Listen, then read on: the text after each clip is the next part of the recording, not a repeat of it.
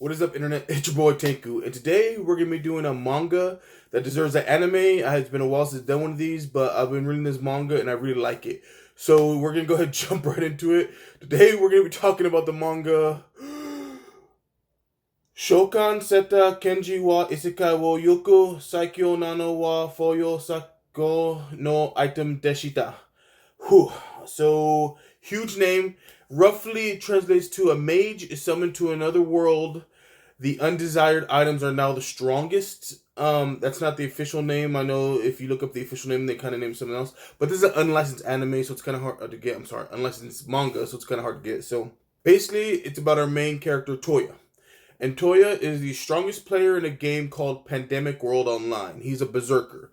He's the strongest character. Nobody can touch him. He's that level. He's is in the hundreds for his level.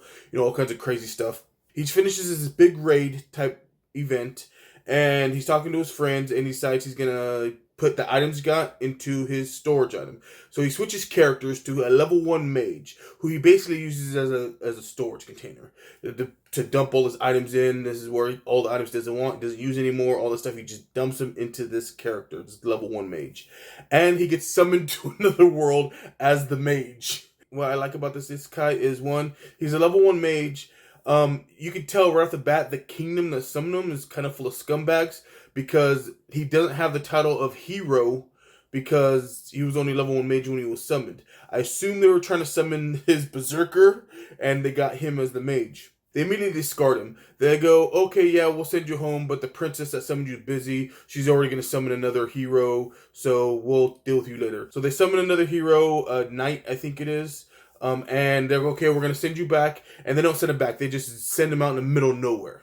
They said, okay, we're going to summon you. Bam, just send you to a different part of the world in the middle of nowhere. And this world looks a lot like the Pandemic World Online, except for it's just full of people he's never seen, races and things like that. However, he has this inventory full of rare items that are super strong, super OP. And so he uses them to his advantage, trying to survive in this world. What I really like about it is that he is trying to become a berserker again, but he's stuck as a mage. So he's doing everything he can to, level up, become stronger, as a mage.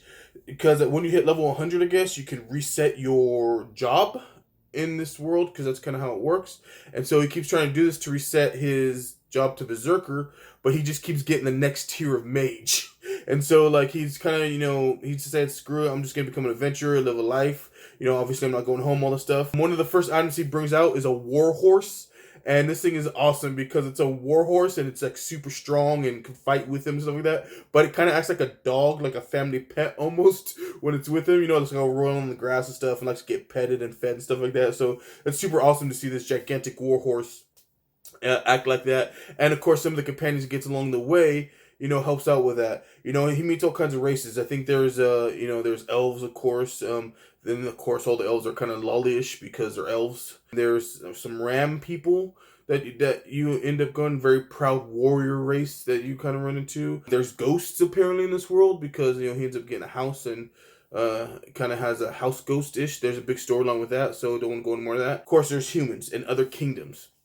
And it's just weird because the turmoil that he's trying to stay out of is that kingdom that this other hero is just invading other kingdoms, because they're really discriminatory towards the demi-humans, the ram people, the elves, other stuff like that. So they see them as inferior, so they're invading other countries that welcome them and kind of thrive with a mixed race type thing, and they're just destroying all these nations and going after them. And he's trying to stay out of it because he doesn't want to get involved with this kind of stuff, because he doesn't see himself as a hero. He just wants to live his life as an adventurer. But of course, things keep happening. He kind of keeps getting dragged into situations, and so he has to make choices and things like that. What I like about it is not just, oh, you kill somebody and they just experience it. It's gory. They show the consequences of killing somebody, like how he feels when he's forced to take a life.